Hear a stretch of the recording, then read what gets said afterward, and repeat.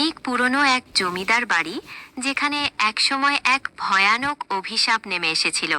সেই অভিশাপের প্রভাবে জমিদার পরিবারের সবাই একে একে নিশ্চিহ্ন হয়ে গিয়েছিল।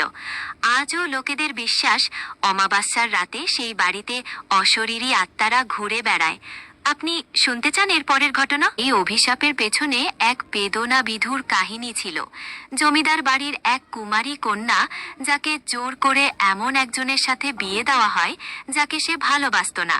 সেই কন্যা হার্ট ব্রেকে মারা যায় এবং মৃত্যুর আগে অভিশাপ দিয়েছিল যে জমিদার বংশে আর কোনোদিনও সুখ আসবে না। তারপর থেকেই নানা অশুভ ঘটনা ঘটতে শুরু করে। আপনি কি জানতে চান ঠিক কি ঘটেছিল? পর জমিদার বংশের পুরুষরা অস্বাভাবিকভাবে মারা যেতে শুরু করে। কেউ শিকার করতে গিয়ে, কেউ অসুস্থ হয়ে, আবার কেউ রহস্যজনক পরিস্থিতিতে।